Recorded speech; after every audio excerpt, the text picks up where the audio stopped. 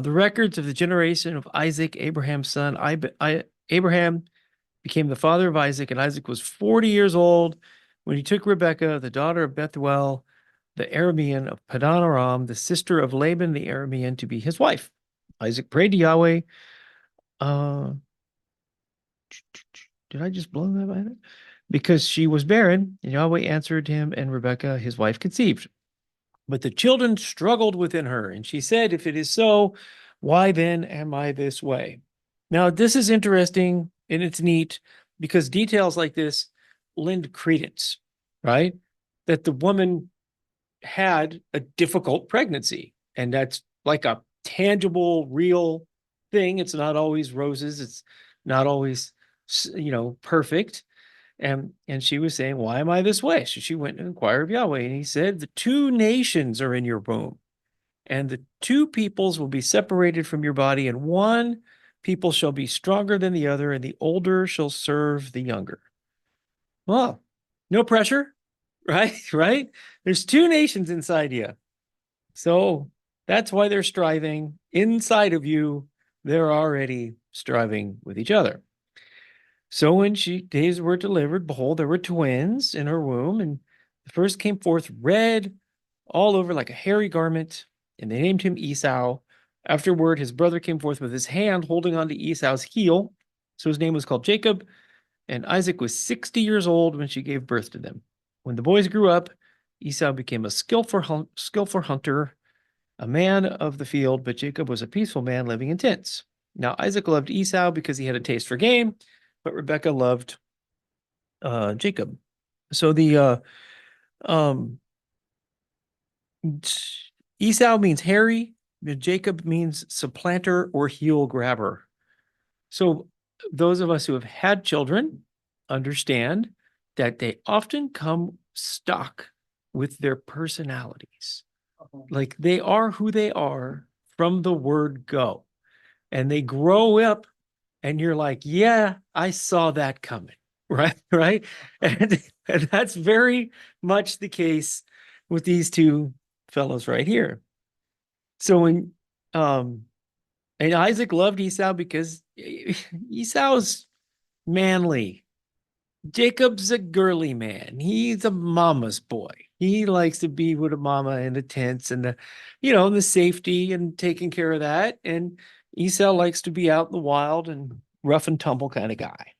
And um, when Jacob had cooked stew, Esau came in from the field, for he was famished. Now, Esau was not the best of hunters. Okay, if he was good, he'd have come in with game, right? Right. But that's still a lot of work. It's not like you just go take an antelope and, you know, and then you just come home and have antelope stew. Gutting it, and skinning it, carving it up and roasting it takes a lot of work. When Jacob had cooked stew, Esau said to Jacob, please let me have a swallow of that red stuff, for I am famished. Therefore, his name was called Edom. Edom is red, right? Edom, oh, it has the B by it. So I have to use this. That's not helpful. Anybody have a hint? Or I have to switch to this one. Oh. Yeah, sure.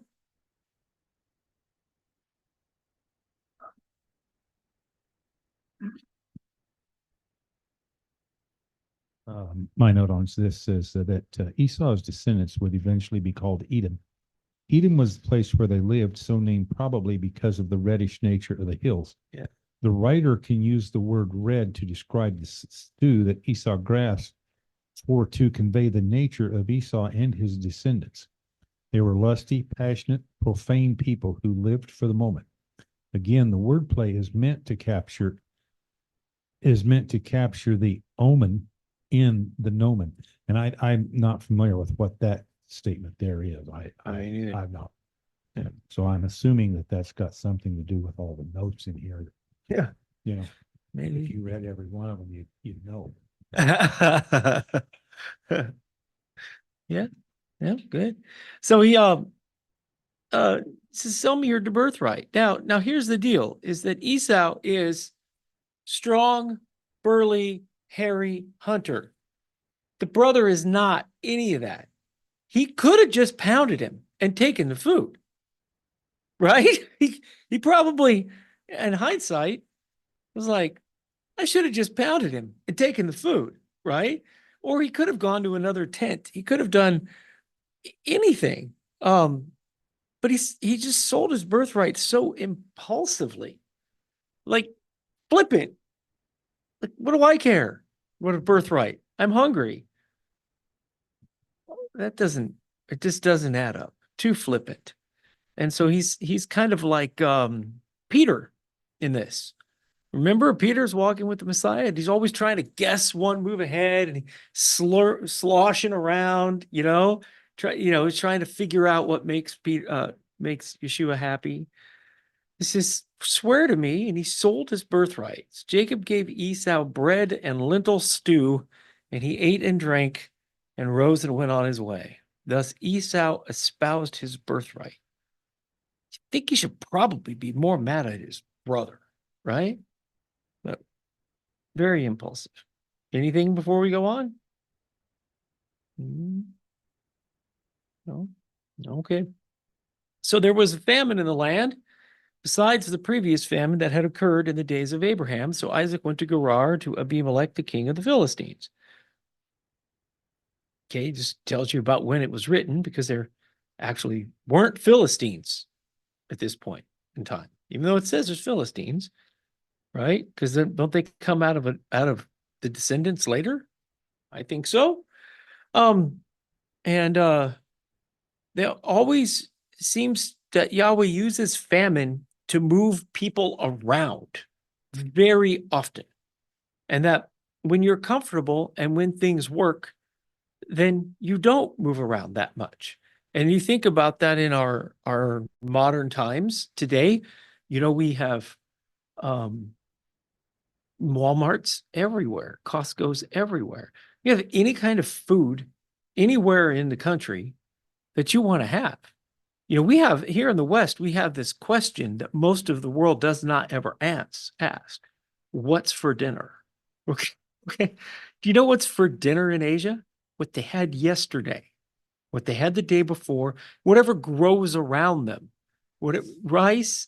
And if you're in Japan, it's whatever comes out of the ocean, right? If you're in China, it's whatever you can get your hands on. They don't really have this need to move around, and our roads and our modern society has divorced us from understanding that. In fact, industrialization has done that all over the place. I've often marveled how, the steel towns of Pittsburgh and, Ohio and Pennsylvania and Michigan, how when the steel mills closed and these people had, great blue collar skills, why they didn't go where the jobs went, right? They just sat there and went into poverty.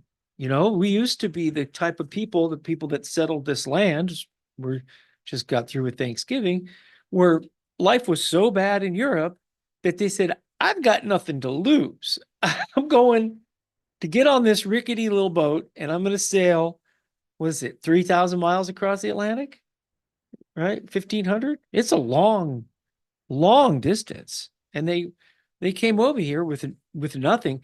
And a lot of the people didn't even have skills to dig a hole or nail a board. They had enough money for passage and they got on the boat and they hoped. And so famine here is used to have Isaac, move around. Yahweh appears to him and says, don't go down to Egypt, stay in the land of which I shall tell you. It's not time for you guys to go to Egypt yet. Sojourn in this land, and I will be with you and bless you. For to you and your descendants, I will give these lands, and I will establish the oath which I swore to your father Abraham. I will multiply your descendants as the stars of heaven, and will give your descendants all these lands. And by your descendants, all the nations of the earth shall be blessed, because Abraham obeyed me and kept my charge, my commandments, my statutes, and my laws. So this is where we have a hard time meshing free will and predestination, because they're not mutually exclusive things, because you can be predestined and you make choices along the way that God knew you were going to make before you made them. So you're independent, and predestination happens. But he's saying, because your dad obeyed me, I'm going to multiply your descendants. So it appears that this man is not capable of messing that up, that he couldn't, like, there's nothing he could do to stop it. And he puts that to the test here in a minute, right? He actually puts that into play. He says he lived in Gerar, and when the men of the place asked about his wife, he said, "She's my sister." For he was afraid to say my wife, thinking the men of this place might kill me on account of Rebecca, because she is beautiful. But why do these guys keep doing this? Right? What? Right? And he's motivated to do it, because what happened when his dad did this? His dad got rich. Okay. Okay. His dad got, this is the family business at this point. This is like he's a blacksmith, or you're a blacksmith, or you put horses on shoes or something like that. Their family business is deceiving kings, right? So it's in his DNA. Yes, sir. It's absolutely in his DNA. Um, So it came about when he'd been there a long time that Abimelech, king of the Philistines, looked out the window and saw, and behold, Isaac was caressing his wife Rebekah. And he's like, what the heck is up with these guys? Right? Where do they come from? But he says, behold, she is your wife. How then do you say she is my sister? Now they had kids, right? Abimelech's got to be a little on the stupid side, because because they had children already. Abraham and Sarah did not when they were doing this. Isaac and Rebekah have children. And what have you done? I might have easily have lain with your wife, and you would have brought guilt on us. So Abimelech charged all the people, saying, he who touches this man or his wife shall surely be put to death. Isaac sowed in that land and reaped in the same year 100-fold. Yahweh blessed him. Now, again, these guys get blessed while doing just completely awful things, just awful things. He became rich. He continued to grow richer until he became very wealthy, for he had possessions of flocks and herds and a great household, so that the Philistines envied him. Now, all the wells, so even though he tried to deceive them about his wife so they wouldn't be envious of him, Yahweh's like, you're not getting out of that. They made him wealthy so that they're envious. Go ahead. There's one thing that I noticed about this, that, Abimelech says, I might have easily lain with your wife. As in, she's not going to have anything to say about anything here. Right. She just, Yeah. I mean, there's a lot of things about that culture that I just don't get. Yeah, that's true. But if he's the king of the land, the ladies don't get to tell him no. Yeah. Well, there was a lot of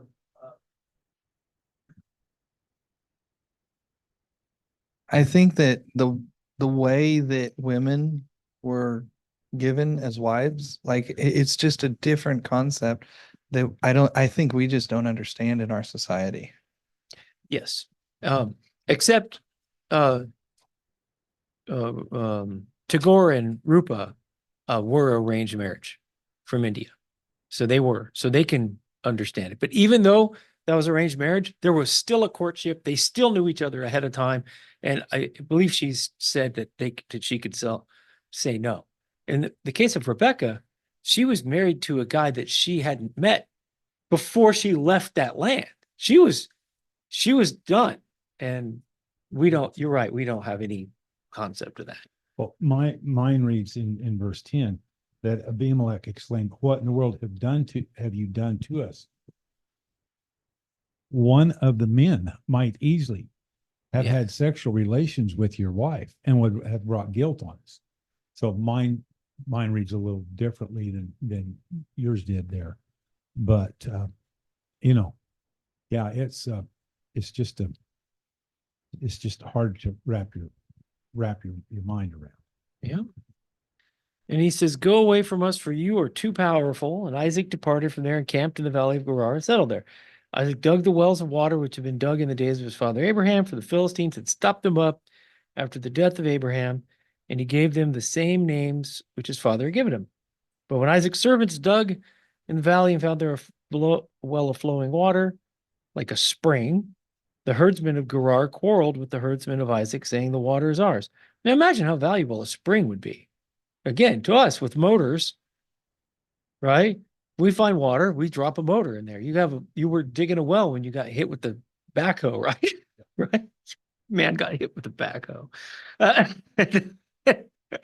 Uh, yes, there you go.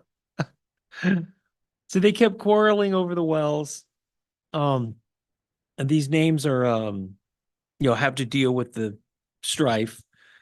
And he goes up to Beersheba, and Yahweh appeared to him at night and says, "I am the God of your father Abraham. Do not fear, for I'm with you. I will bless you and multiply your descendants for the sake of my servant Abraham." Again, he keeps telling him it's not because of what you're doing, because of what I told your dad. And that's, it's kind of a humbling thing, I suppose. So he built an altar there and called upon the name of Yahweh and pitched his tent there. And there Isaac's servant dug a well. So he says, "Thanks." He says, "I believe you." Building these altars, we beat a dead horse, say it every week, but when the response isn't, "I will believe you," the response is to go do something. And this is mainstream Christianity. He says, all you got to do is believe. You have to display your belief somehow. And the way these guys displayed their belief was to take uncut stone, lay it down, build an altar, and say, "Yes, I'm worshiping you. I agree with you. Thank you." They have to actually do something to show their agreement. Abimelech came to him from Gerar with his advisor Ahusa and Phicol, the commander of his army. Isaac said to him, "Why have you come to me, since you hate me and sent me away from you?" He's like, "Look, guy, stop trolling my comments. Like, we keep moving away from you and you keep chasing us down. And we see plainly that Yahweh has been with you. So we said, let there now be an oath between us, between you and us. Let us make a covenant with you, that you will do us no harm, just as we have not touched you, and you have not, and you have, and have done to you nothing but good, and sent you away in peace. You are now blessed of Yahweh. Okay. That's not entirely true. This is a political argument here. They did do him harm. They did keep stealing his wells. They did chase him off. And they're like, "Well, you're so blessed everywhere you go. Obviously, Yahweh's with you. So let's make a treaty." So he made a feast, and they ate and drank. And in the morning they arose early and exchanged oaths, and Isaac sent them away and departed in peace. Now, this is why Matthew 26 is on here. Because how did they seal the covenant? Was it a handshake? Was it paper? It was a meal. That's how they settled it. So when they ate together. So we go look at Matthew 26 to 29.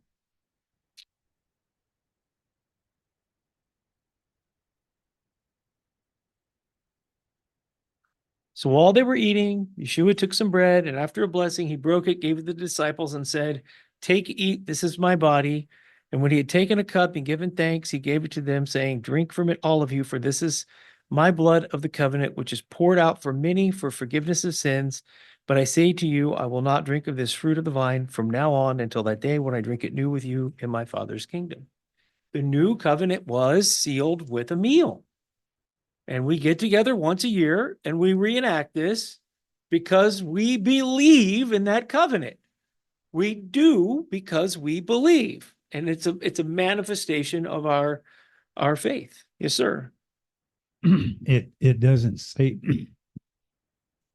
excuse me, it doesn't say it that this is the way they sealed it here, but one of the very common ways that this was done was that when they got ready when they'd reached the agreement, then they would bring a steer, they would butcher it, they would separate it into the two halves, they would lay them apart, and then they would walk between them.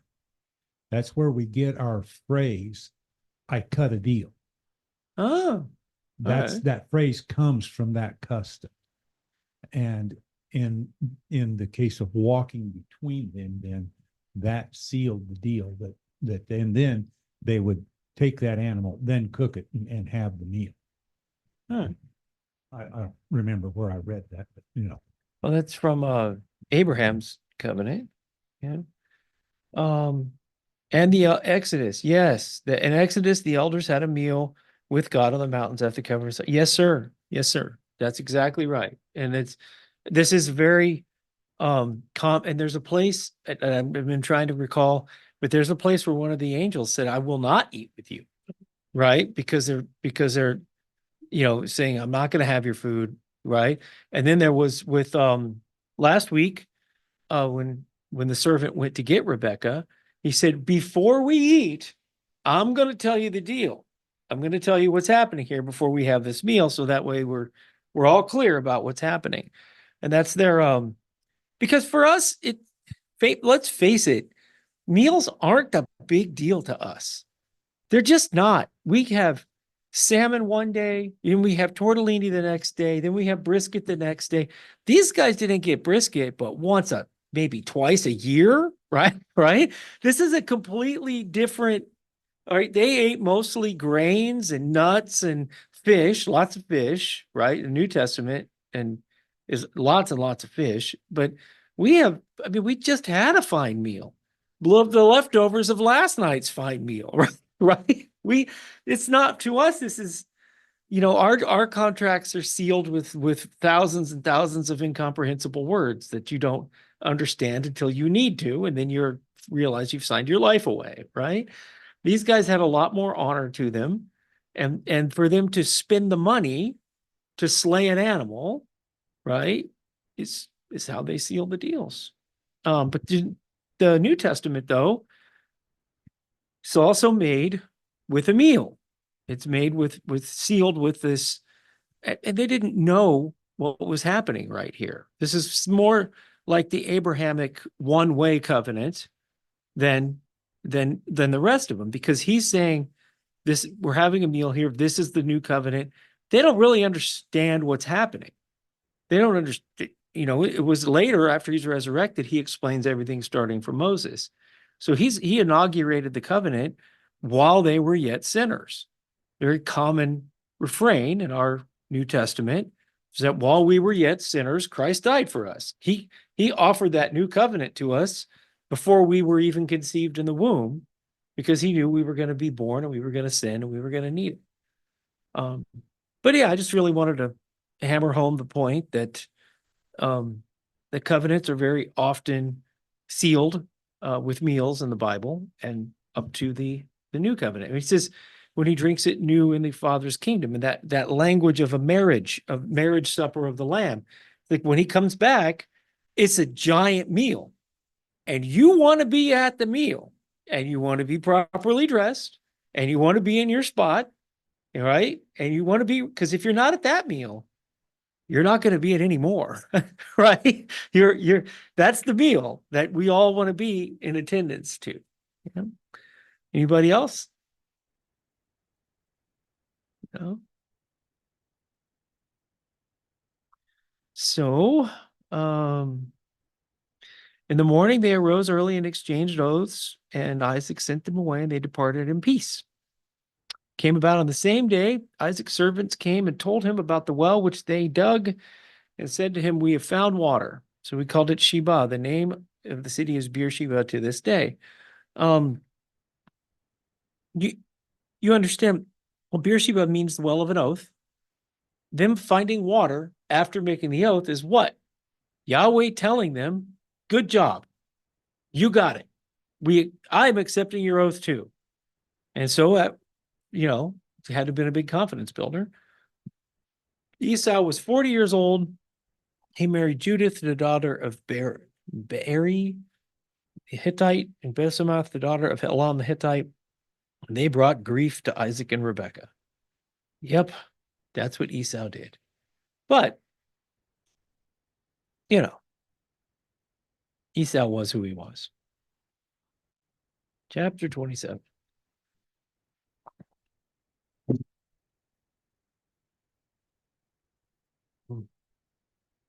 Isaac wants his last meal. And is this where we get the custom of having a last meal before somebody dies, executed?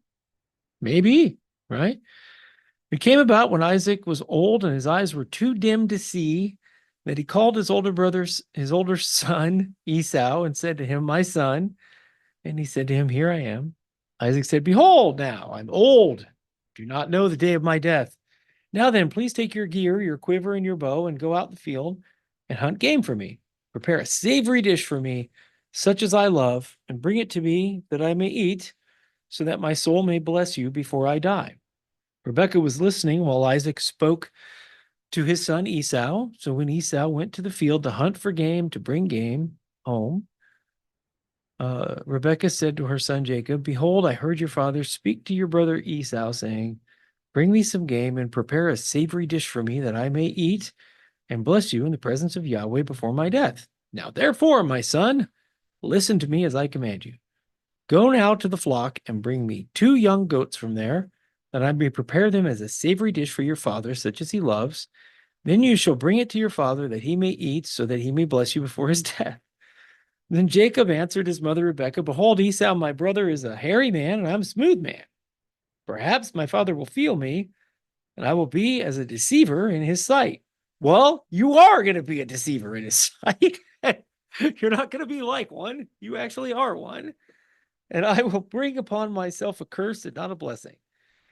Well, your curse be on me, my son. Only obey my voice and go and get them for me." This is pretty wicked stuff here, right? Remember when they were trying to kill Yeshua or kill Paul, and they swore an oath to 30 guys and said, "We're not going to eat again until we get those guys," right? Your curse be on me. When Yeshua died, and they said, "We have no king but Caesar." They're rejecting all the blessings of the Father. And she says, "Your curse be on me. I'll take your curse, man." I mean, how flippant is that? That's terrible. So she went and got him and brought them to, so he went and got them and brought them to his mother. And his mother made savory food such as his father loved. I mean, what a gal. And then Rebekah took the best garments of Esau, her elder son, which were in the house, put them on Jacob, her younger son. And she put the skins of the young goats on his hands and on the smooth part of his neck. You think maybe she thought of this beforehand? Think maybe she was treacherous the whole time? She also gave savory food and the bread as she made to her, that which she made to her son Jacob. Then he came to his father and said, "My father." He said, "Here I am. Who are you, my son?" Jacob said to his father, "I'm Esau, your firstborn. I've done as you told me. Get up, please, sit and eat of my game, that you may bless me." Isaac said to his son, "How is it that you have it so quickly, my son?" He said, "Because Yahweh, your Elohim, has caused it to happen to me." What did he just do right there? Right? "You shall not take the Lord your God in vain." The name of his in vain. He invoked the name. He broke the amount of commandments that are broken in this chapter, right? He is putting that promise to the test. He's breaking them all, right? Go ahead. Yeah. I don't follow why that's necessarily wrong, because he is listening to his mom, and his mom was listening to what had been told her when she inquired of Yahweh too. What?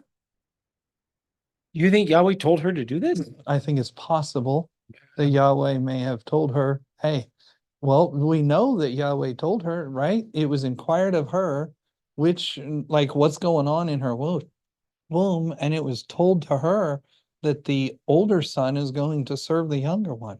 Well, Ross Like, just so, said the same thing. so, so she knows that, like, Yahweh told her.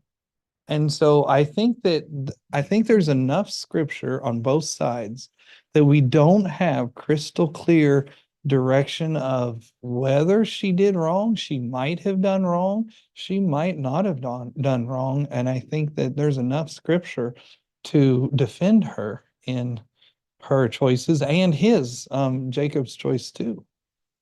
Yeah, I'm not seeing it. I have a point with all of this, in that good comes out of evil, right? But this in her, she's not trusting the prophecy, right? If she trusted the prophecy, she wouldn't have to do any of this deception. Also, notice here that Jacob says, well, I lost my line here. Because the Lord your God brought it to me. Mm. The your part of that sentence is important, because at this point, Jacob isn't calling him my God, our God, that he's your God. And I think that's Yeah, that's an issue here. I think that's noteworthy. Go, John. I have a question. Go ahead. To me, Jacob, well, Esau, he was rash. He did everything temporary desires. He wanted everything now. And he made that choice no matter what. He made the choice. So Jacob is, well, right now is considered a sinner, but he still receives the blessing without earning it. And I gather it's like the Lord picked him because there are many of us who have sinned, and we have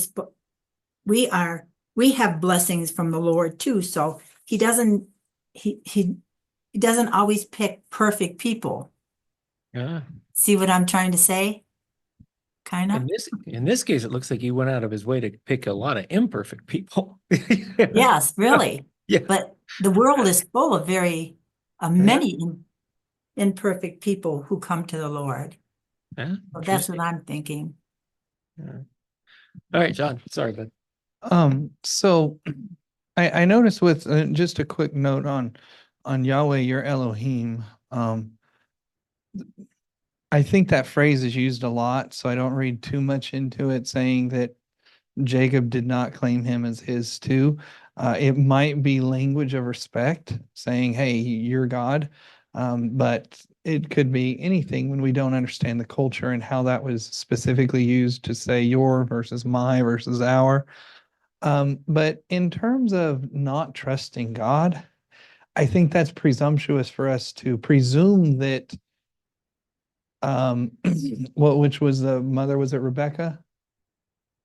Is this Yeah, Rebecca? this Is the Rebecca. mother? Okay. Yeah, Sometimes I get the names mixed up. yeah. Okay. Me So, too. Yeah. so I think it's presumptuous. I think it's presumption for us to assume that she was not trusting God, because when we trust God, actions need to follow.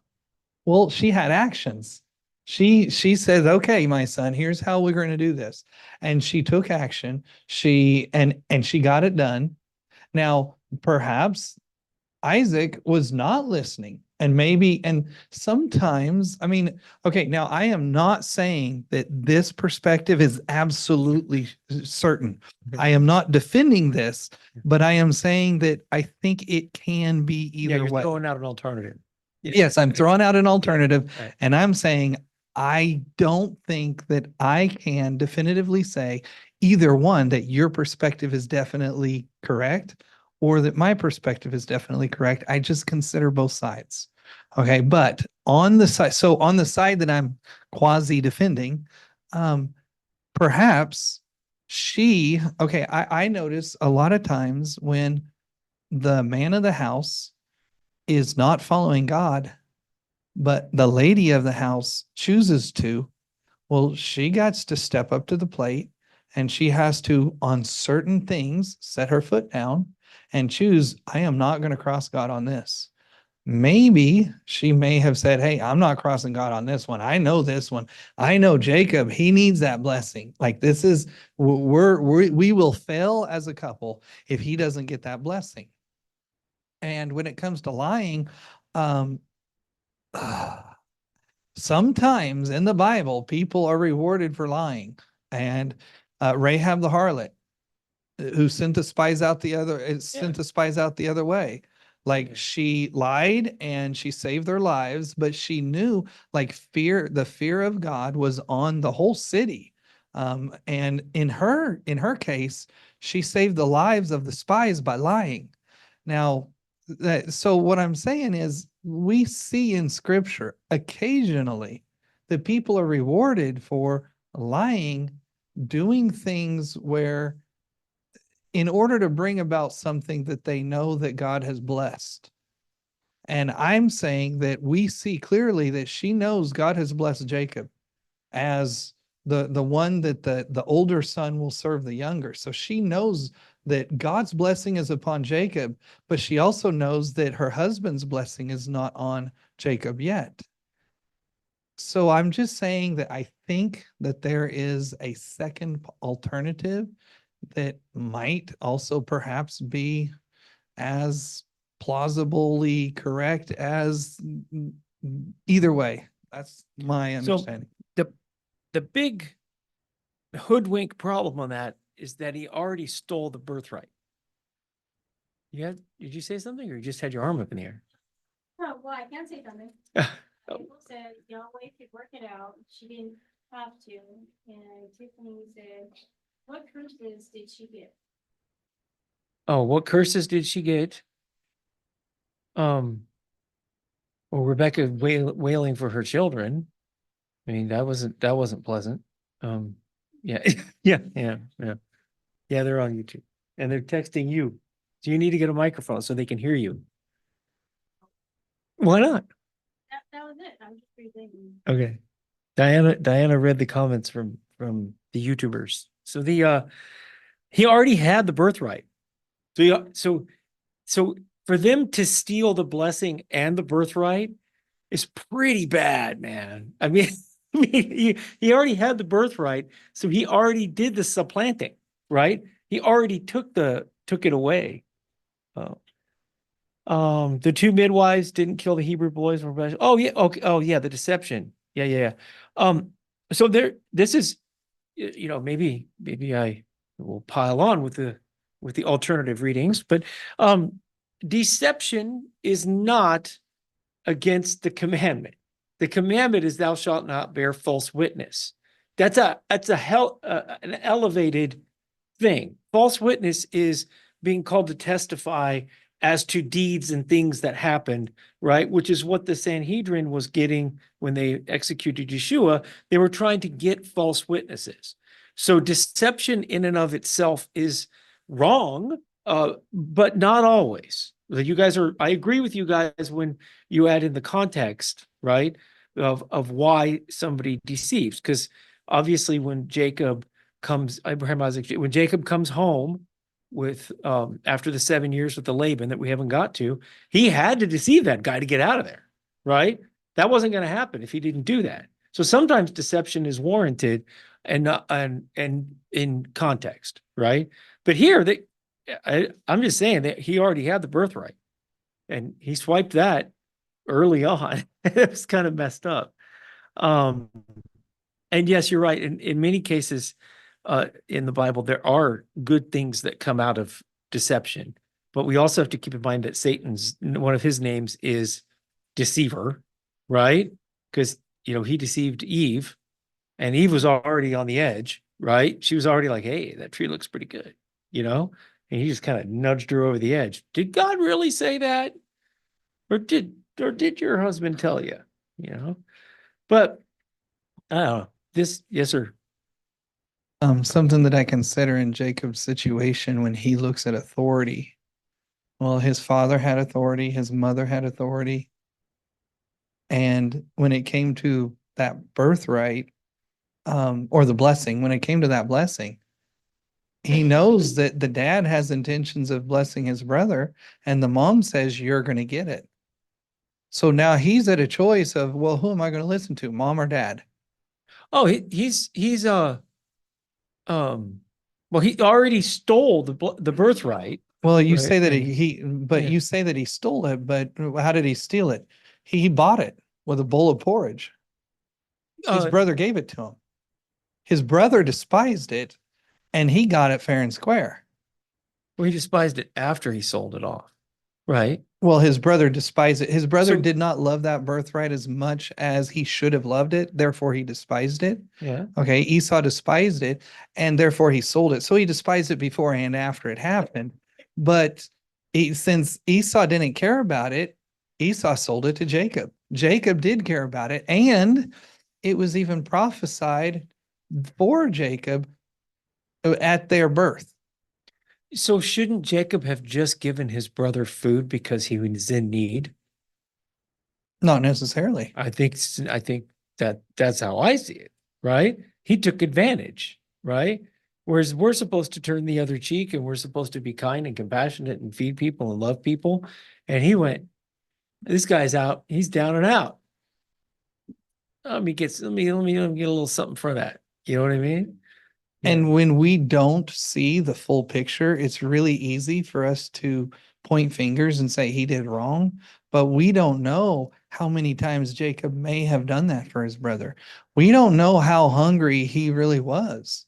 Like maybe he's just like, oh, I'm hungry. And he's just kind of complaining. And Jacob's like, yeah, he's not really hungry. He doesn't really need this. Well, this is my time. And he believed exactly what the prophecy said, that his mother was given. And maybe he's like, well, this is time for me to act. So in the broader picture, do you think this is behavior that we should all emulate today? I think it depends. I don't know, man. I look around the country now and I see everybody fighting fire with fire, and it's increasing division like crazy, right? Because it used to be, one side would just make stuff up and the other side would be like, no, that's not what really happened. And now we have two sides just making stuff up, right? One of our military officers was accused of being a spy on the internet this week. Okay. He's not a spy, but he was accused, and for the rest of his life, millions of people are going to believe he was a spy, right? And that's false accusations are bad, man. Go ahead. Well, in my view, we can do the deceived. We can come up with all the excuses, but the honor. Jacob doesn't appear to me to have any honor. Yeah. And that to me, that is a big deal. And there's also, as we get ahead of ourselves, Jacob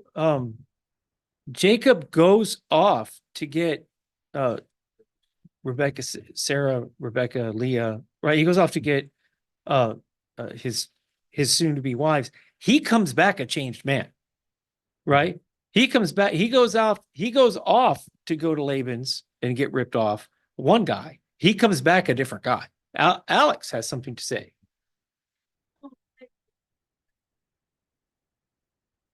Yeah. Yeah. I was like, I'll give you the food. You can give me your brother. That doesn't seem Right. Jacob goes off to serve for 21 years and to be treated poorly for 21 years. So he knocks this off, right? He goes off to get taught a lesson, right? As you have done it, so it'll be done to you. So he gets changed his wages, breaks the covenants, breaks his word. And Jacob's got to be sitting there going, oh man, this is what it feels like to be on the other end of this, right? And yet look at all the deceiving that he does with Laban before he leaves. Oh yeah. I mean, he does a huge amount of deceiving Laban before he comes back. Oh, So, They rips him off, steals his flocks. Yeah. I mean, that's the bottom. That's the bottom. Yeah, he said, I'll make a deal with you. You can have I'll have the striped ones and the infirm and whatever, and you have the good ones. And then no. Oh no, it's the No, other way. it's And like then he's Jacob taking- goes and he paints the reeds. Yeah. So we can just skip next week's Torah portion. Anyway, Yeah. in my mind, I put Jacob as a guy at this point in time, But here, that he's pretty short of honor. But to Sean's point, and to the point that I was going to get at, I'm going to get at a little bit later. This is what Yahweh wants to happen. What's coming about here is exactly what Yahweh intended to happen. And the way that it's coming about is like, right? Yeah, it did. It absolutely did. Deception, lies, yeah, dishonor comes through all of it. Yeah. There's a lesson in that for us though. So he goes, Mary, are you really Esau? Yeah, I am, sure. Bring it to me. I'll eat him. My son's game. He brought it to me. His father, please come close. Kiss me. He didn't know the difference between game and goat. I'm just telling. Yeah. Yeah, I think his mama knew what to do. Yeah. Yeah. Oh yeah. Yeah, he got him drunk too. Yeah. Yeah. So he came close, kissed him. He smelled the smell of his garments and blessed him. He said, see, the smell is like the smell of a field which Yahweh has blessed.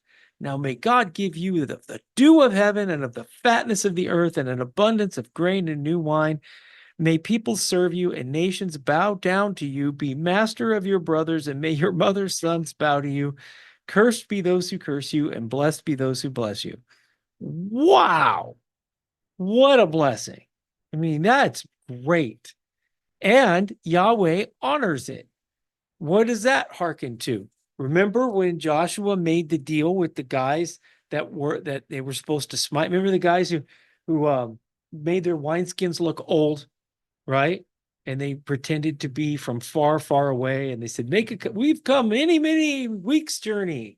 Let's make and they make a covenant with him. And then those people stay with Israel forever. If you fail to read the terms and conditions, Yahweh still honors it. Yeah. So go ahead. I was thinking also of Judah and Tamar and how Judah said that she is more righteous than I am. When he got his correction, he's like, oh, she's more righteous than I am. And it's like, and she definitely, I mean, that was some perversion. That Yeah. was some real perversion. She deceived him, lied to him. There's sexual perversion. But then she was more righteous than him. It's interesting. Definitely things to learn from. Yeah. Yeah. So as soon as Isaac had finished blessing Jacob had hardly gone out from the presence of Isaac, his father, that Esau, his brother, came in from hunting. He made savory food, brought it to his father, and said to his father, let my father arise and eat of his son's game, that you may bless me. Isaac, his father, said to him, who are you? That's messed up. He said, I'm your firstborn son, Esau. Then Isaac trembled violently. He said, who was he then that hunted game and brought it to me, so that I ate all of it before you came and blessed him? Yes, and he shall be blessed. It's like no takebacks, right? That's pretty brutal. Esau heard the word of his father. He cried out with an exceedingly great and bitter cry and said to his father, bless me, me also, Dad, come on. He said, your brother came deceitfully and has taken away your blessing. And he said, is he not rightly named Jacob? For he has supplanted me these 2 times, took away my birthright. Behold, now he's taken away my blessing.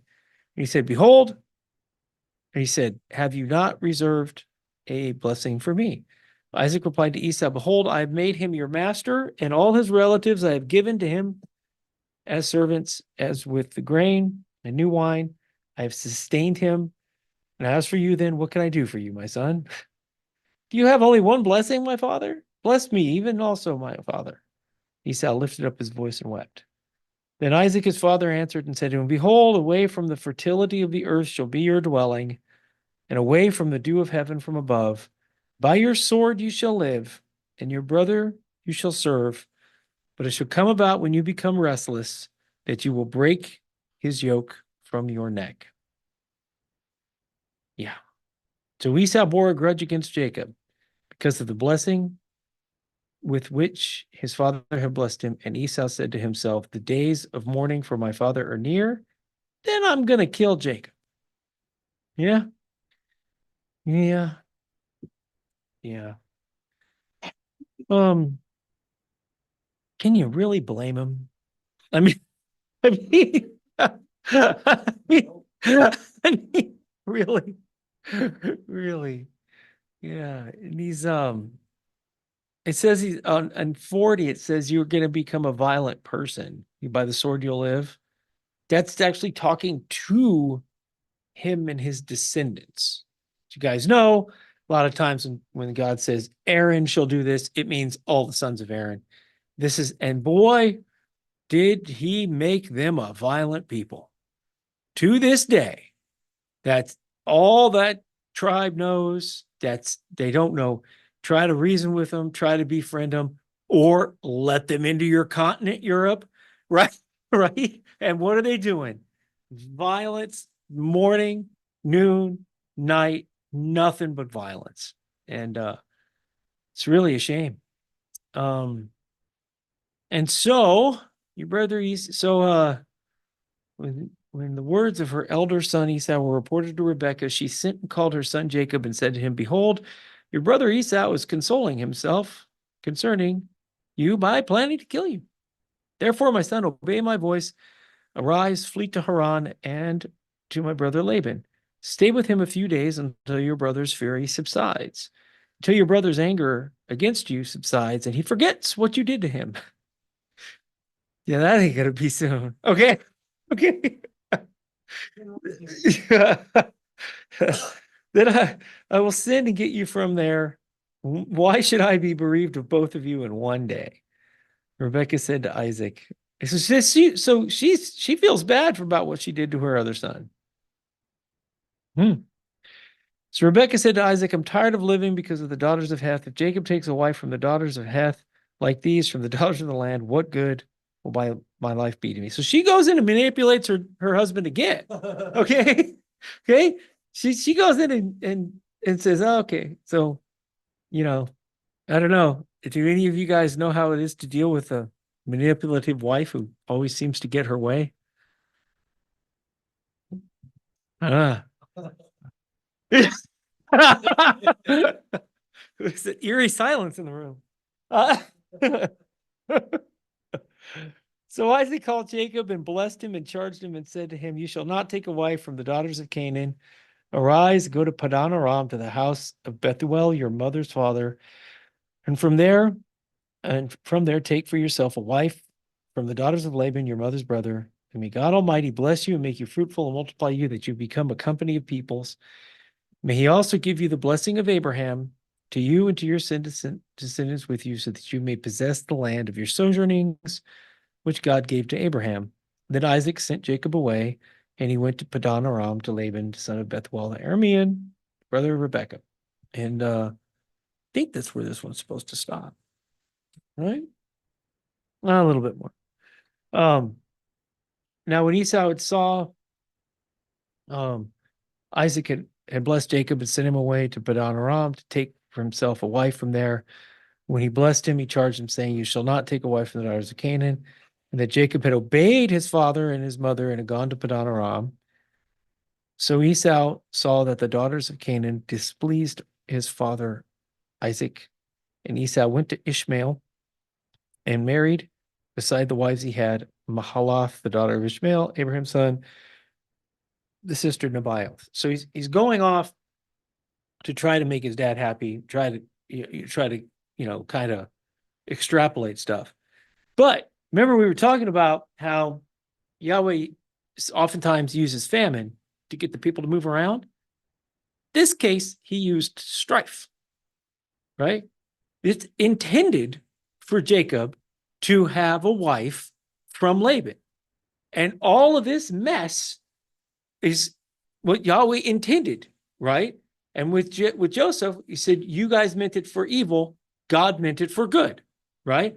All of these people are being manipulated to make decisions that they're kind of predisposed to make in order for the plan to come out. So Yahweh he knows what we're going to do before we think about it. To move on to this same topic, we'll just jump right to Acts 2, 1-13 right now. I don't know why I had to look that up. So when the day of Pentecost had come, they were all together in one place, and suddenly there came from heaven a noise like a violent rushing wind, and it filled the whole house where they were sitting. And there appeared to them tongues as of fire distributing themselves as they rested on each one of them. And they were all filled with the Holy Spirit, began to speak with other tongues as the Spirit was giving them utterance. Now there were Jews living in Jerusalem, devout men from every nation under heaven. And when this sound occurred, the crowd came together and were bewildered because each of them was hearing them speak in his own language. They were amazed and astonished, saying, why are not all these who are speaking Galileans? And how is it that we each hear them in our own language to which we were born? Parthians and Medes, Elamites, residents of Mesopotamia, Judea, Cappadocia, Pontus, Asia, Phrygia, Pamphylia, Egypt, and the districts of Libya around Cyrene, and visitors from Rome, both Jews and proselytes. The Cretans and Arabs, we hear them in our own tongues, speaking of the mighty deeds of God. And they all continued in amazement and great perplexity, saying to one another, what does this mean? But others were mocking and saying they were full of sweet wine. So I bring this up because everything from Genesis to this moment in time happened to bring these people to this place at that time. Good, bad, evil, you name it, wealth, poverty, famine, abundance. So some of these people who are present, all these people from all these nations, what were they there to do? They were there to keep the Torah and bring offerings from far away to bless Yahweh with. Their wealth, the wealth and the abundance allowed them the ability to travel to go be in that place at that time. Some of the people present are not like that, are natives, and some of the people there are the apostles, right? Who just came through the tribulation of Yeshua's execution, death, resurrection, and ascension. And so all of these things happened in order for these people to be together, both good and evil. All the wars, all the kingdoms of the world that have been raised up, that have been destroyed, all of the roads that Rome made. The Roman Empire was not an accident. The Roman Empire, first the Grecian Empire, is there to show what a worldwide empire looks like and to make a common language. Then you have a Roman Empire, which allows the gospel to be spread to the West because you have one custom and one law in order for which Paul and the guys to operate with. Some of the guys went south, some of the guys went east as well. They went to Babylon. And all the Jews who didn't come back and set up synagogues all over the world, all these things happened for a reason. And so we get further into this, and it talks about these guys actually, this man delivered over by the predetermined plan and foreknowledge of God, you nailed to a cross by the hands of godless men to put them to death. Understand, the centurion that actually skewered him, picked out from the foundation of the world. His ancestors, everything that happened in that man's life to lead him to be at that moment, to actually be the one to stick him in the side, right? All of the people that were motivated by their wicked desire for power and for attention were manipulated into killing the Messiah. Something they would not do if they were sober-minded people. They would not execute an innocent person, let alone turn over somebody from their country to the filthy Romans to be executed. They were all manipulated, and the circumstances happened for them to choose to do what they did within the paradigm that Yahweh established. And then he says, but God raised him up again, putting an end to the agony of death, since it was impossible for him to be held in its power. And this Jesus, God raised up again, which we're all witnesses, and let the house of Israel know for certain that God has made him both Lord and Christ. And when they heard this, they were pierced to the heart and said to Peter and the rest of the apostles, brethren, what shall we do? It's all this stuff for them to realize the wickedness that they just did and to hear Peter's words and be able to understand that they needed to repent. And then from this moment in time, the gospel goes forth to the world. Do we think that the Septuagint, the Greek Bible, was all over the world on accident? Right? Why is it that Paul could walk into a city and find a synagogue there? Yahweh meant for that to happen, right? He meant for there to be people, Roman soldiers, who were looking at the Jews going, man, there's something to these people, because some of these Roman soldiers, one of them funded the building of a synagogue, right? And so these things that happen with Abraham, Isaac, Jacob, Rebekah, Esau, and all this wickedness, Yahweh brings it about. It brings about his plan. And I look at it and go, right, right? I would never treat somebody like that. But then again, maybe there is a way to make me treat people like that, because sometimes we all have it in us to want to, pound somebody, right? You look at what's happening in the schools, or you look at what's happening in the streets when people get, kidnapped, and young ladies and whatever. There's all kinds of things that will trigger us. But that's why I wanted to talk about the book of Acts, is because to mirror in the fact that Abraham, Isaac, Jacob, Rebekah, Esau all behaved the way they did through the circumstances that were put in place by Almighty for his plan to come about. Anybody else think of something like that? Or did I cover them all? Well, we were talking about Maccabees earlier, and the fact that the behavior of the Jews in the Roman times is different than it was when the Greeks came to town. When the Greeks came to town, the Jews did what? Tolerance, acceptance, let's meet them halfway. The Jews started adopting the Greek ways, and that brought about their decimation. So there was a revolt where the Judas Maccabeus, that's why it's called the Maccabees. His name means hammer in one of those languages, right?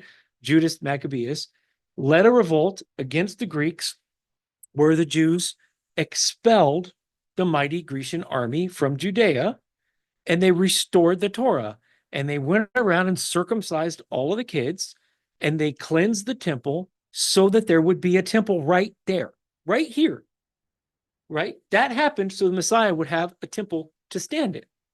So the Jewish mindset is, we're not blending with these Romans, because when they blended with the Greeks, they got smoked.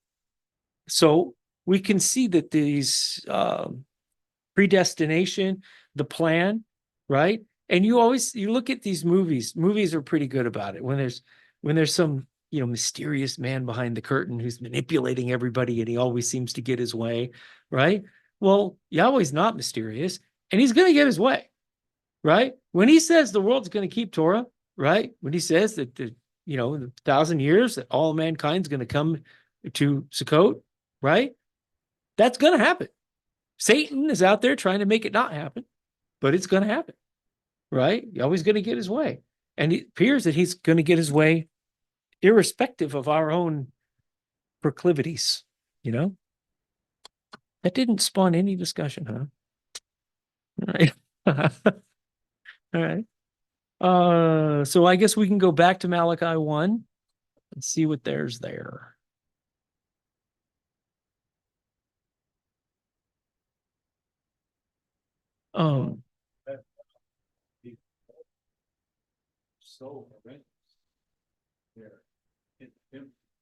Yeah.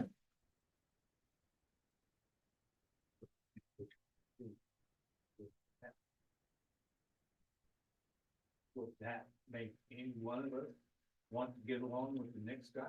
Right. So Corky was saying, with what the Greeks did to the temple, would that make you want to get along with the next guy? That also ties into now, right? Because remember, in the 90s, you should, we just got to love people the way they are. What they do in their own bedroom, that's none of our business. That was a complete lie, because it very quickly turned into what they did in their bedroom, they were doing in a parade. And if you looked away, you were a racist, bigot, homophobe, dirty, rotten scoundrel, right? Let alone if you spoke up against it, right? There's no tolerance, right? It doesn't, right? We are tolerant, right? We are tolerant people. We would tell you the truth. You don't want to follow the truth. You don't want to follow the Bible. That's between you and God, right? But don't bring me into your circle of filth and disgust. You know what I mean? And at some point, Yahweh's going to draw the line, you know? But yeah, but you're right that with the Greeks, they started out with, I mean, you got to read it yourself, man. I don't want to spoil the whole story for you, right? I was talking to Sean about it earlier. It's really graphic, right? But they started out by adopting the Grecian ways, and before you knew it, the Greeks were like, yep, right? They wanted to get rid of the worship of Yahweh, and that's what ultimately Rome was out to do as well. Rome didn't like the competition, and they didn't like the fact that the Jews wouldn't go polytheistic, and have tolerance for the other religions. The Jews just wouldn't do it. You know? So, okay. Malachi 1, the oracle of the word of Yahweh to Israel through Malachi. I've loved you, says Yahweh, but you said, have you loved us? Was not Esau Jacob's brother? Declares Yahweh. Yet I have loved Jacob, but I've hated Esau.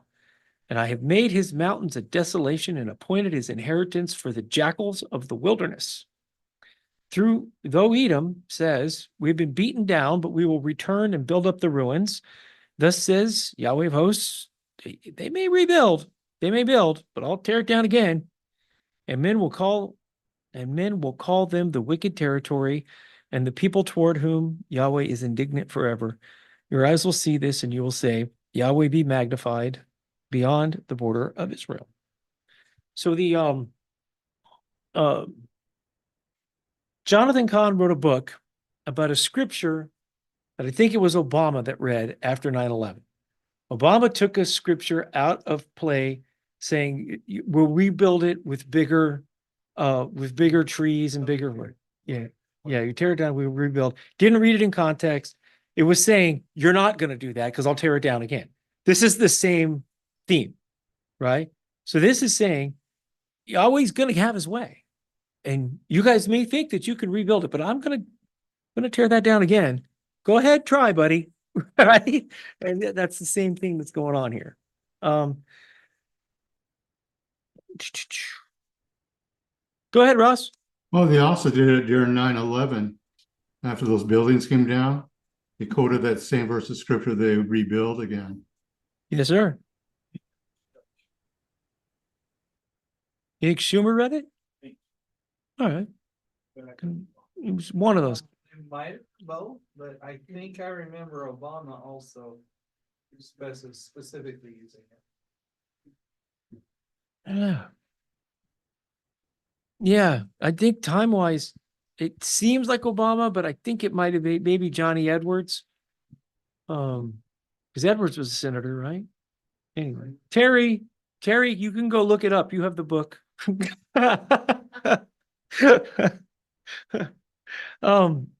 Yeah, because it was a speech, and it was the writers of the speech. It was Obama that did it. Wow. Wow.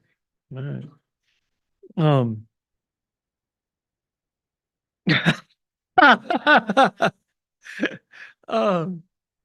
all right. So we get, all right, we can keep moving on there. A son honors his father and a servant his master. And then if I am a father, where's my honor? If I'm a master, where's my respect? Says Yahweh of hosts to you, O priests who despise my name. See, this is, yeah. You are presenting defiled blood upon my altar, but you say, how have we defiled you? And that you say the table of Yahweh is to be despised. When you present the blind for sacrifice, is that not evil? The blind animal, by the way, is that not evil? And when you present the lame and the sick, is it not evil? Why not offer it to your governor? Would he be pleased with you, or would he receive you kindly? So these guys are bringing in not the best of their flocks, and they're offering the second best, or the lame, or the hurt. And what their behavior is showing is they don't believe Yahweh actually sees what they're doing, right? They're treating him very cheaply. And he says, would you do that to the governor of your province? Would you walk up to a guy that could see you in the eye to eye, and see what you're doing and offer him that? No, they wouldn't do that because the guy would skewer him, you know? But now will you not entreat God's favor that he may be gracious to us with such an offering on your part? Will he receive any of you kindly? Says the Lord of hosts. Oh, that there were one among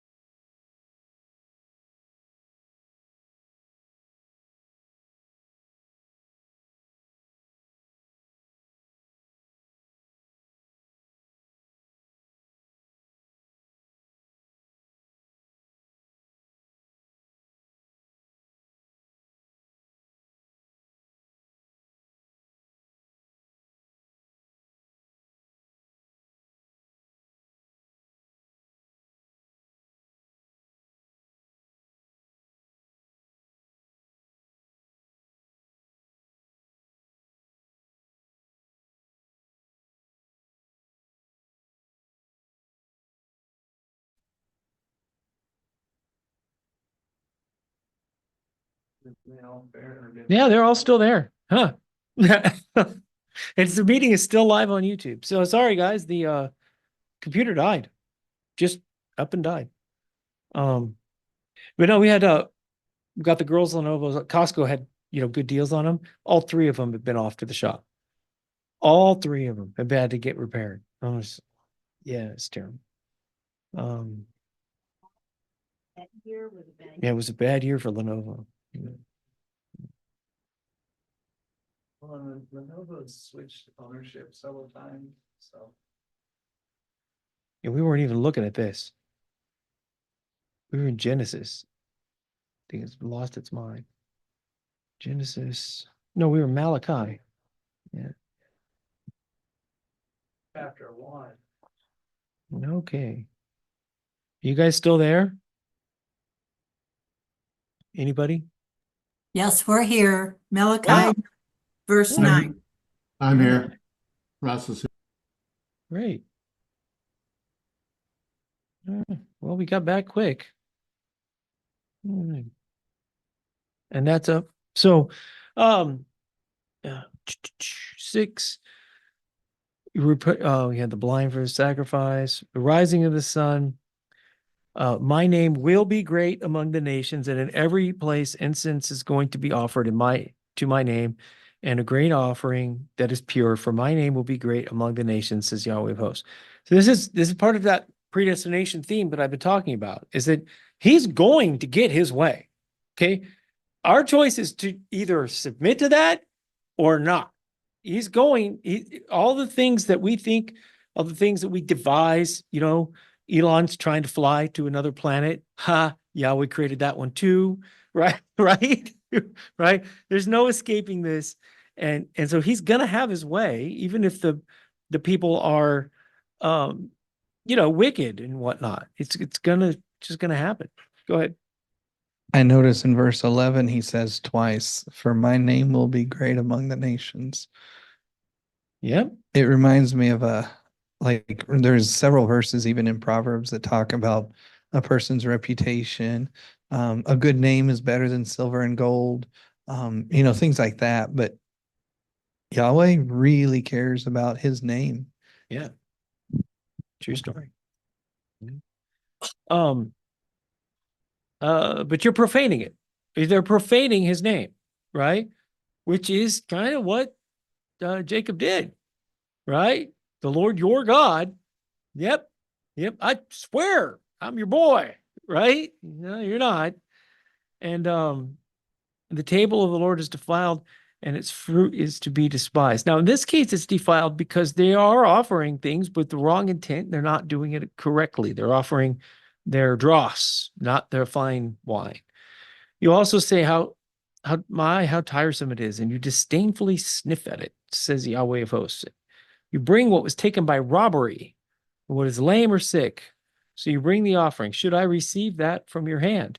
Now, this verse is important because they wouldn't take back the 30 pieces of silver. Remember, Judas wanted to go give the money back. He said, whoa, that's blood money. We can't take that. Never mind the fact that you hired a man to sell out the Messiah, right? Right?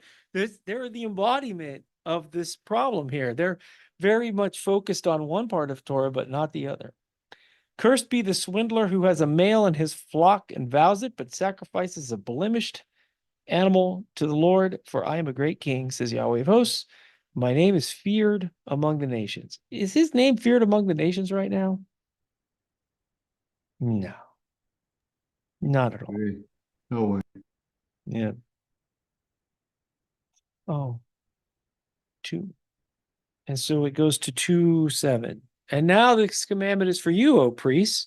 If you do not listen and you do not take it to heart to give honor to my name, says Yahweh of hosts, then I will send a curse upon you, and I will curse your blessings. And indeed, I have cursed them already because you are not taking it to heart.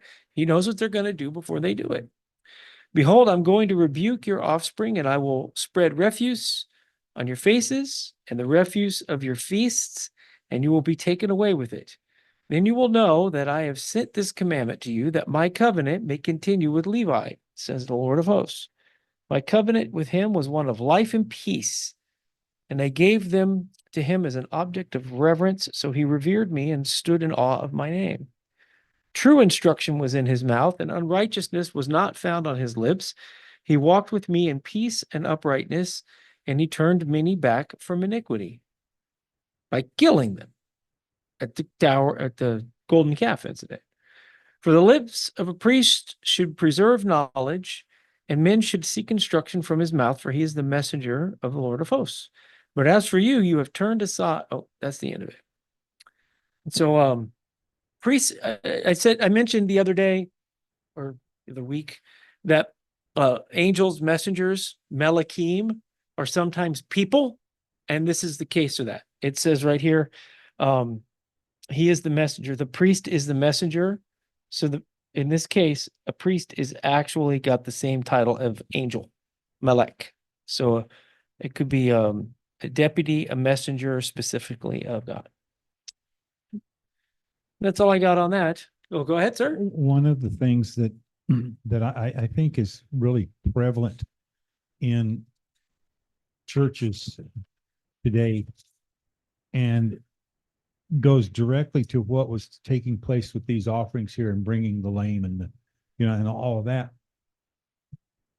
Something that was holy, they were mixing the profane with it. The lame, crippled, wrong animal to be chosen, that was a profaned animal. Yeah. And they were directly told not to use it, yet, well, I'm not going to give as much money for that on the market, so I'll just give it to God. Yep. So they didn't care that they were mixing the profane and the holy. Now, a month ago, we had a holiday, and you see churches all over this country mixing the profane and the holy by actually hosting Halloween parties. Yeah. And you can try and talk to these leaders in these churches, and well, I don't see anything wrong with it. They'll come up with some kind of, well, we're keeping the kids off the streets. I mean, just time and again, and just pull an excuse out of the air. But the church as a, I'm speaking, every Broadly. yes. They do not care about mixing the holy and the profane. And we must be careful, in my personal life. I have to keep in mind constantly, I cannot mix the holy and the profane. And it's easy for us to fall into that. Okay. You ready to have your socks blown off, everybody? All right. Okay, here goes. Yeah. All right. Okay, this is David, who says, we have friends who do not celebrate Christmas because they say December 25th is really a pagan holiday. While I agree that Jesus may not have been born on December 25th, he certainly was born as described in the Bible. How do I respond to them?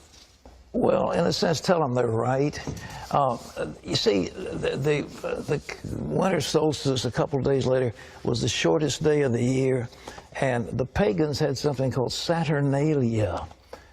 And it was a time of lawlessness because all the laws were suspended. And people, a bunch of singers who actually wandered the streets naked singing.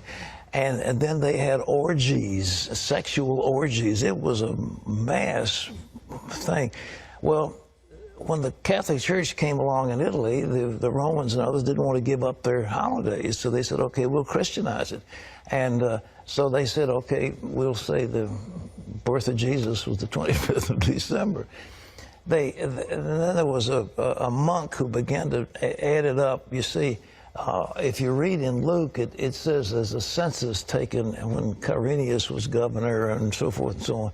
And they could take those leaders and figure the exact time dating from the foundation of Rome. And that's when the dates were established. And so they get pretty close to the date. But to say it's the 25th, shepherds are out abiding in the field. It gets a little cold at night. I mean, were they out there in the middle of winter? I don't know. I've been out there on the shepherd's field on Christmas Eve. It's very nice. But it's cold. And nevertheless, I mean, what was going on? So all this business about mistletoe, pagan. Christmas trees, pagan. Giving out gifts, pagan.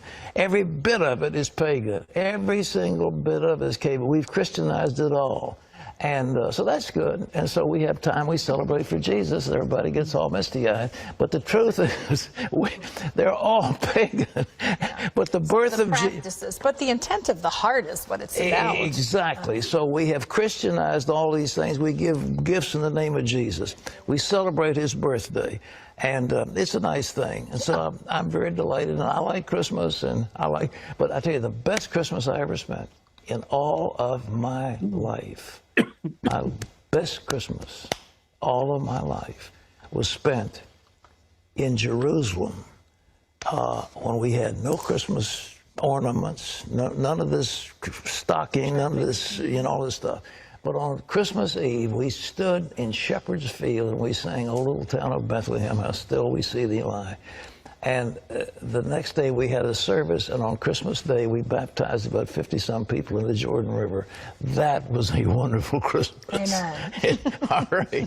Okay, thanks for those questions. I hope I didn't shock you. I'm not being irreverent, but it's the way it is. So when you putting your tree up? Huh?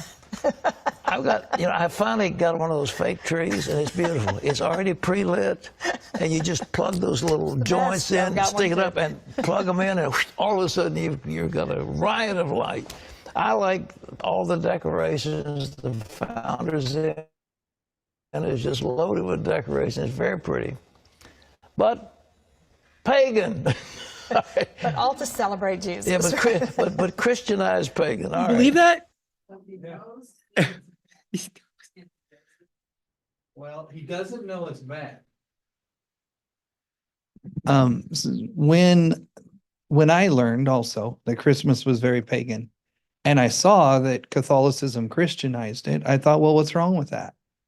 And so when I was following the just steeped in that same kind of ignorant Christianity, the thing is I didn't realize it was bad until I read Deuteronomy, until I started diligently understanding, like beginning to understand Deuteronomy.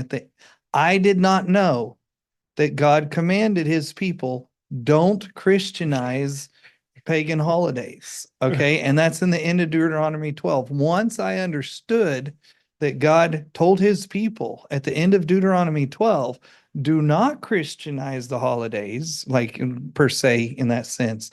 Don't take the pagan holidays and worship me in their practices because I hate it.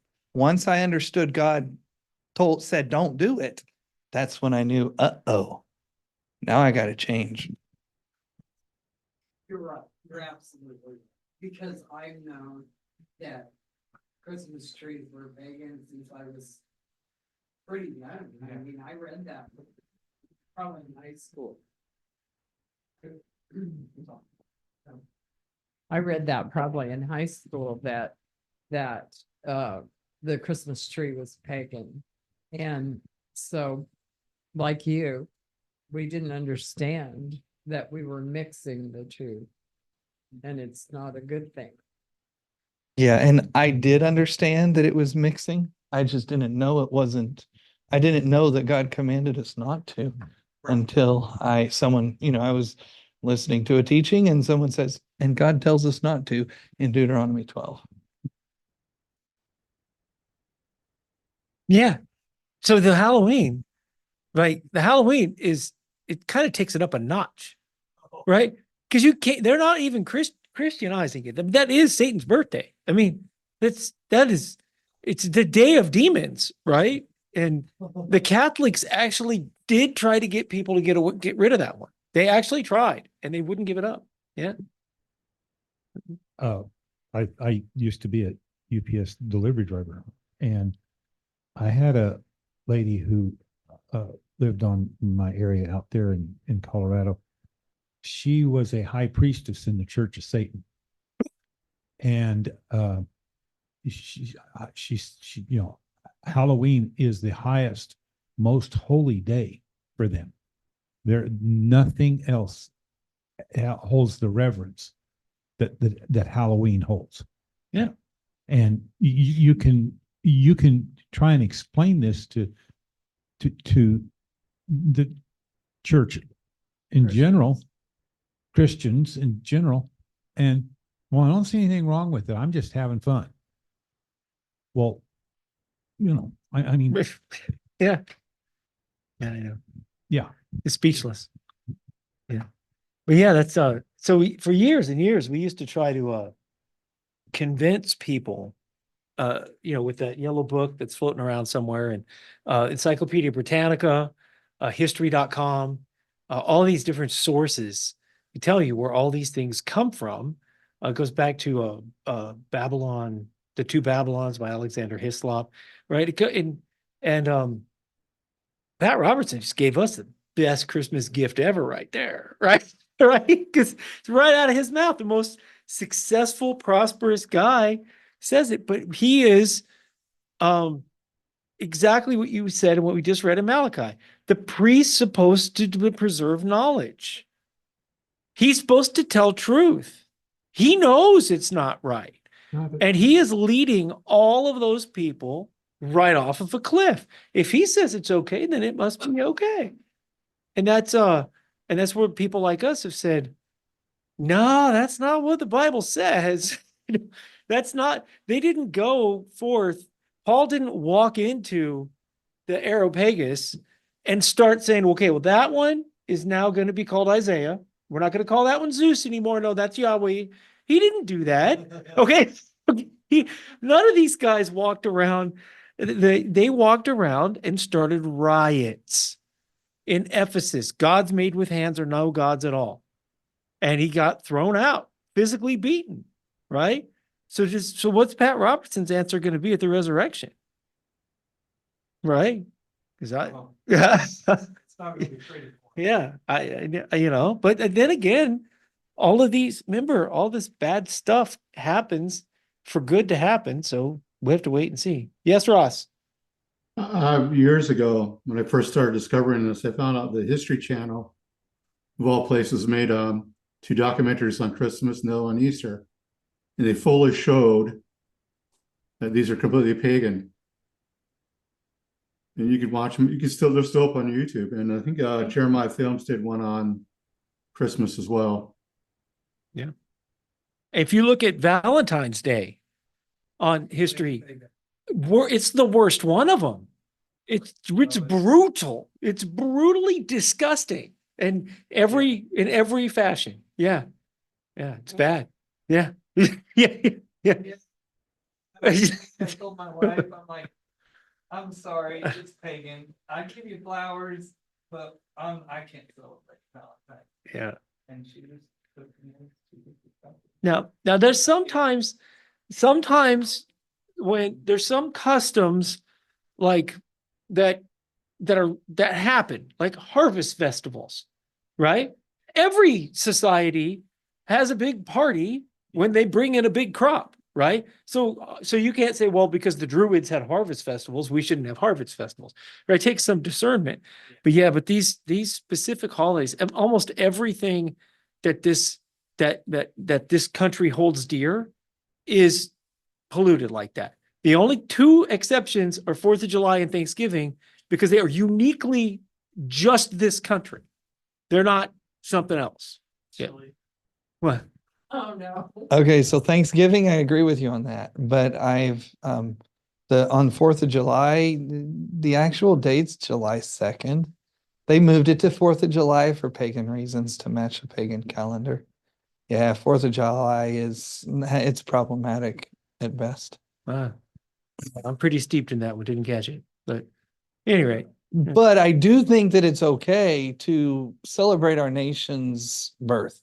I don't see anything wrong with that. But another thing is, in Deuteronomy 12, God says, don't worship me the way that the pagans worship their gods. Yeah. I don't see that as a prohibition at all against celebrating the birth of our nation. Yeah. Yeah. So we're not using that to worship God. Right. It's not a substitute. Yes, sir. No, the problem, one of the problems that I see is that the church today, we will go out of our way to have all of these holidays that we do celebrate, Easter and May Day and on and on and on. Yet name one of the festivals, name one of the holy feasts that God said you shall observe forever. Right. Name one that, practically any church in this nation will celebrate. They don't even know they exist anymore. I was in San Francisco for business years ago, and out my hotel window, there's people doing Tai Chi, right? They'll do Tai Chi, they'll do yoga, they'll celebrate Ramadan, they'll celebrate Kwanzaa, which we made up, right? we completely made Kwanzaa up, not even real. But you start talking about, okay, well, we're going to keep Passover. What are you, a bunch of Jews? Right? No, we're not. No, Ross, go ahead. Yeah, I got this just a couple of weeks ago that we're Judaizing the Christianity, and that's a sin. To keep the Passover, to keep the feast. Yeah. That's almost like saying that you've John Browning-ized a 1911. Right? Right? Right. That's what that's saying. You've John Browning-ized that semi-automatic pistol. Right? Right? He invented the 1911. He invented all semi-automatic weapons. Yeah. Yeah. Yeah. Yeah. Thanksgiving has been moved around. Yeah. Yeah. But because the different states were doing it at different times. And so Abraham Lincoln had a proclamation to move it to the last Thursday in, yeah. Yeah. John Browning is a Mormon. He lived in Utah, and he's like the founder of modern firearms. And he was shooting in a field with a shotgun. And he noticed after the blast moved that there was wind that came and blew the tall grass. And he's like, wait a minute, I can use that. And then he invented the A5 shotgun. And then almost the foundation of everything today that you see comes from him originating. There's a few other guys. Yeah. Yeah. Yeah. Yeah. Anyhow, any other American history you want to talk about today? But yeah, it's amazing that these guys do that. And this is the thing that fired me up. This is Diana said, where do you find Sunday in the Bible? Oh, and I've read the Bible. I'm like, you don't. Where did that come from? It came from another religion. What? Right? It came because they worship. It came from Sunday, Deus Solis. It came from the people who worship the sun. And then you start going down the list, and you're like, there comes a point, a couple of years into it, where you're like, what is true? Right? What is true? Yeah, you sound like Pontius Pilate. What is truth? Right? Is there any? And then you start putting it back together and realize that they did have customs, and they went to synagogue, and they read the Torah, and right? You couldn't tell the difference between early Christians and Jews. And, now today, we're few and far between. Did you want to say something? Well, I have a question. What about Hanukkah? So we are going to learn about that. It is Hanukkah. The other ones that they added are national holidays. So they're not requirements for us. I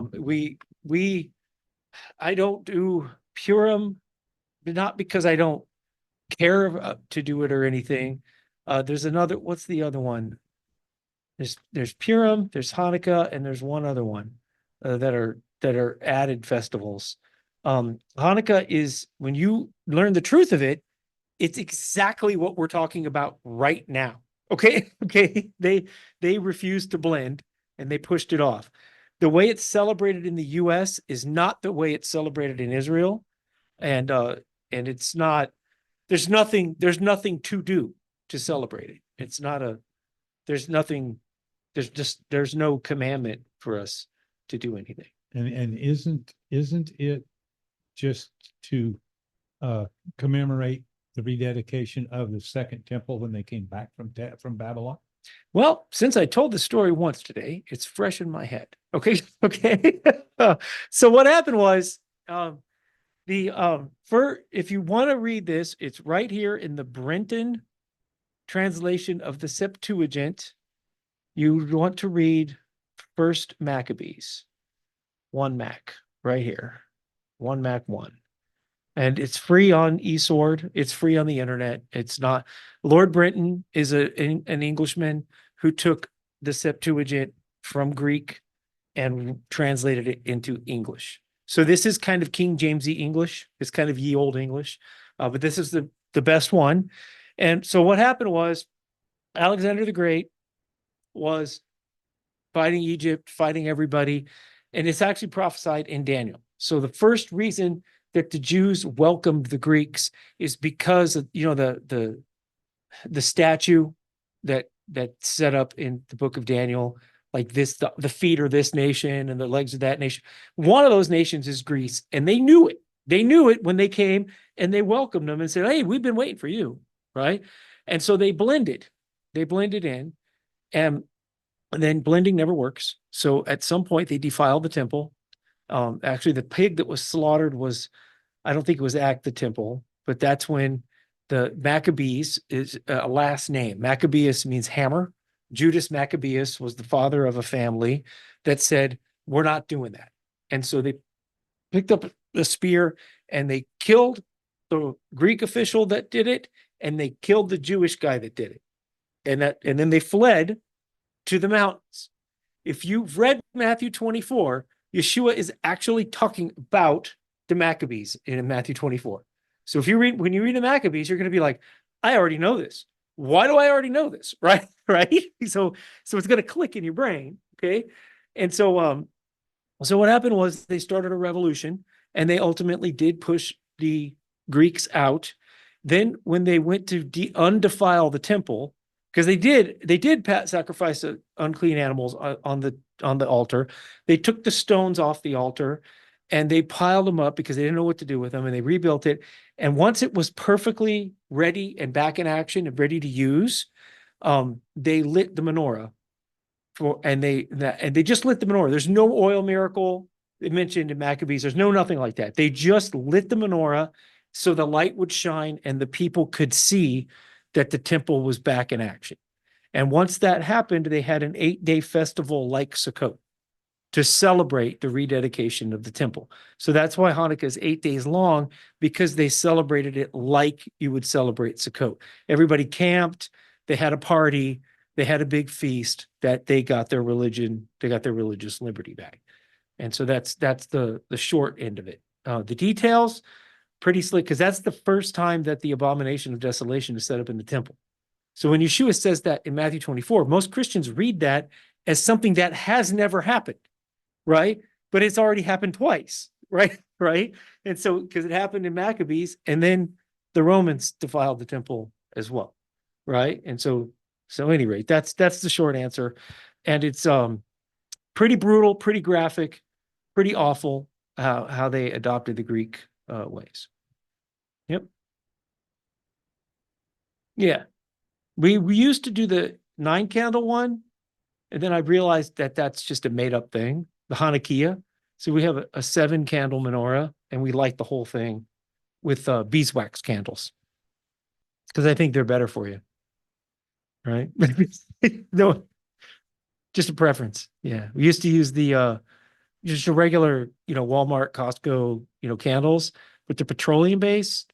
And so that's why the smoke is black and it's really hard to clean. So I don't know why I learned about the beeswax ones, but they're pretty darn expensive, but it smells a lot better, cleans up a lot easier. Yeah.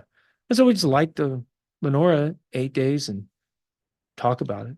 No gifts, no latkes, right?